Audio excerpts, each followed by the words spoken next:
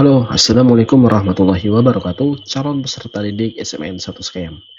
Pada kesempatan kali ini saya akan menjelaskan apa-apa saja yang telah kami sampaikan informasinya di saluran info resmi PPDB SMN 1 SKM 2024. Mohon disimak ya. Jadi, ya, pertama kami membuat grup atau saluran ini pada tanggal 16 Mei ya 2024 ya.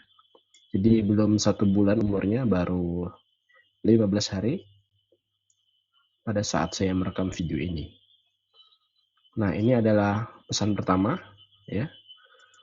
Pesan pertamanya itu sebagai pembuka saja ya, bahwa menerangkan grup ini adalah grup yang bersifat satu arah ya, atau saluran yang bersifat satu arah ya. Kemudian di sini saya memperlihatkan bagaimana caranya untuk mengakses saluran ini ya. Di sini kita bisa melihat di menu pembaruan, kemudian di bawah status bar ini ya, kita bisa melihat saluran.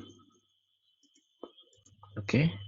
Kemudian informasi selanjutnya itu ada tentang website sekolah. Jadi informasi lengkap PPDB SMAN 1 SKM itu dapat diakses di laman website SMAN 1 SKM ini. Dan ketika kita klik ini, maka nanti munculnya seperti di gambar seperti ini. Nah, setelah muncul seperti ini, pilih menu PPDB Online 2024. Maka nanti di sini ada grup PPDB yang sekarang ini ya, atau saluran yang sekarang ini. Kemudian ada juga daftar PPDB 2024. Ini adalah linknya ya, link PPDB-nya. Kemudian untuk juknisnya bisa dilihat di menu yang juknis PPDB 2024.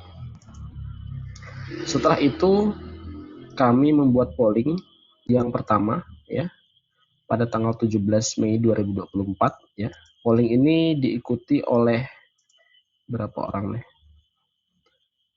Total yang mengikuti 3 suara, 6 suara, 111 suara ya. Jadi ada 120 lebih yang mengikuti polling yang pertama ini ya. Di sini kami mengatakan atau bertanya gitu kan, calon peserta didik baru apakah sudah tahu jalur apa saja yang tersedia untuk PPDB tahun 2024. Jawaban yang benar itu adalah 4 jalur ya. Nah, jadi jalurnya itu ada 4. Yang pertama itu ada zonasi, kemudian afirmasi, prestasi, dan mutasi. Kemudian untuk yang pertama ini sebenarnya betul, tapi itu kurang ya. Kurang jalur mutasinya tidak ada. Yang pilihan pertama. Pilihan yang kelima itu ada jalur yang tidak terdaftar ya. Maksudnya ini kan ada jalur untuk orientasi. Orientasi ini bukan jalur PPDB ya. Jadi ini salah. Dan di sini ada yang memilih pilihan pertama itu 6 orang, kemudian pilihan yang ketiga itu ada 3 orang.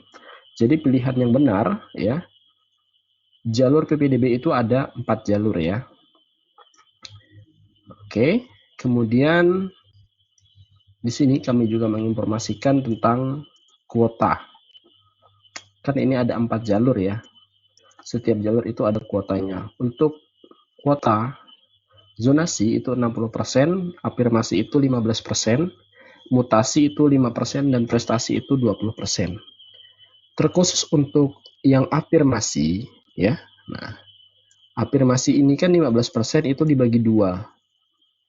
Yang pertama itu ada disabilitas, kemudian juga ada afirmasi atau program PKH, KKS, ataupun juga DTKS. Untuk yang 15% ini, 3%-nya itu untuk yang jalur disabilitas. Jadi untuk yang afirmasinya yang menggunakan DTKS, KKS, ataupun PKH itu sebanyak 12%. Terus ada yang bertanya, bagaimana jika yang menggunakan KIP, Kartu Indonesia Pintar? Karena tahun lalu juga yang menggunakan KIP itu masih bisa kita akomodir. Untuk tahun ini juga sama ya. Untuk yang mendapatkan KIP itu bisa kita akomodir dengan catatan KIP-nya itu masih aktif, karena KIP itu ada masa berlaku aktifnya. Nah, misalnya nih ada yang mendaftar menggunakan KIP tapi ternyata KIP-nya itu kartu Indonesia Pintarnya itu sudah tidak aktif, maka itu otomatis tidak valid datanya. Ya, bisa tidak valid. Oke. Kemudian untuk mutasi itu terbagi menjadi 2. Dari 5% mutasi ini ya, 2%-nya itu untuk anak guru ataupun anak staf TU dari sekolah asal. Nah, jadi untuk mutasi ini ya bisa diikuti yang orang tuanya pindah tugas. Dengan catatan ya, surat pindah tugas itu maksimal berumur 3 tahun. Kalau surat tugasnya itu di atas 3 tahun, maka otomatis tidak valid. Kemudian juga untuk mutasi ini ya, itu berlakunya ya untuk yang mutasi kedinasan. Kalau bukan kedinasan, itu secara juknis ya bisa tidak valid seperti itu. Kemudian untuk prestasi ada 20%, itu dibagi menjadi 2. Prestasi ini ya, ada prestasi nilai rapor itu 15%. Prestasi nilai rapor ya. Jadi yang di ranking berdasarkan nilai rapor itu 15%. Kemudian 5%-nya itu prestasi yang non akademik. Misalnya contoh kegiatan lomba, misalnya kegiatan lomba olahraga atau lomba cerdas cermat atau lomba apapun ya, yang minimal itu melampirkan sertifikat juara 3 tingkat kabupaten, sertifikat atau piagam, sertifikat garis miring piagam tingkat kabupaten yang dilakukan atau yang dilaksanakan oleh kedinasan dan diakui. Contoh nih, misal mengikuti kegiatan apa ya, misalnya lomba kepramukaan tingkat kabupaten, misalnya Kabupaten Sanggau, juara 3. Nah, itu bisa digunakan piagamnya ataupun digunakan sertifikatnya. Tetapi misalnya ikut lomba misalnya menyanyi, tapi yang mengadakan itu misalnya dari komunitas, katakanlah komunitas, misalnya komunitas literasi, itu tidak diakui ya. Nah, jadi harap dipahami. Oke, untuk penjelasan jalur seperti itu. Kemudian kami membagikan informasi tentang banner PPDB ya. Ini banner yang pertama kami bagikan. Itu kami bagikan di tanggal 17 Mei ya.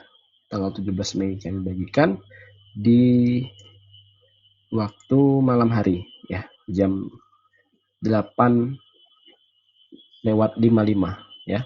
Nah, di banner ini sudah jelas informasi-informasinya ya. Itu bisa kalian simak informasinya, termasuk ekstrakurikulernya apa saja, fasilitas sekolah, ya kan. Kemudian di sini ada link PPDB-nya ya, kemudian ada moto SMA Negeri 1 Sekayam. Ini perlu kalian ketahui juga ya. Kemudian di sini yang tidak kalah penting yaitu jadwal PPDB secara umum ya. Jadi di sini adalah jadwal secara umum. Itu saja. Untuk jadwal yang rinci itu nanti ada di banner untuk masing-masing dari jalurnya. Kemudian di sini ya, kami memberikan informasi ya, yang penting bahwa calon peserta didik diharapkan untuk mengetahui bahwa pemilihan jenjang itu tidak dapat diubah untuk kedua kalinya. Nah, mohon pastikan ya, kalau kalian ingin mendaftar di SMA, misalnya SMA Negeri 1 Sekayam, maka kalian harus memilih jenjangnya SMA, bukan yang SMK. Karena kalau kalian salah memilih jenjang, otomatis tidak bisa mengubah. Dan ya seperti itulah, kejadian tahun lalu juga sama demikian. Tidak bisa mengubah jenjang. Ini untuk dipahami. Kemudian informasi selanjutnya, ya, kami membuka polling yang kedua, ya. Di sini berbunyi, saya ingin mendaftar di SMA Negeri 1 Sekayam. Jenjang apa yang harus saya pilih? Ya, harusnya jenjang SMA. Kecuali memang dia mendaftarnya di SMK. Di sini ada yang memilih 2 untuk jenjang SMK. Nah, jadi kalau mau ke SMA, maka jangan salah pilih jenjang ya. Nanti tidak bisa dirubah seperti itu. Oke. Nah, di sini kami membagikan sebuah brosur lagi untuk jalur zonasi. Dan di sini ada alur pendaftaran. Nah, ini adalah jadwal lengkapnya untuk jalur zonasi. Jadi, untuk jalur zonasi pembuatan akunnya dari 18 sampai 20 Juni ya, tahun 2024. Nah, kemudian ini menyesuaikan jadwalnya. Di sini ada juga persyaratan yang harus dipenuhi. Nah, nanti bisa dibaca ya. Terkhusus untuk jalur zonasi ini kami sudah membuatkan video pembahasannya untuk kakak yang bisa diikut sertakan. Ini dia videonya. Tolong disimak video ini ya, terkhusus kalian yang mendaftar di jalur zonasi. Ini ada 2 video ya. Oke, untuk pembahasan kali ini cukup sampai di sini dulu. Karena saya rasa ini lumayan panjang pembahasannya, jadi nanti kita akan bahas di lain kesempatan. Terima kasih telah menonton dan menyimak video ini. Mohon maaf apabila ada kata yang tidak berkenan ataupun kata yang menyinggung. Akhirnya dan kurang lebihnya kami akhiri video ini. Assalamualaikum warahmatullahi wabarakatuh.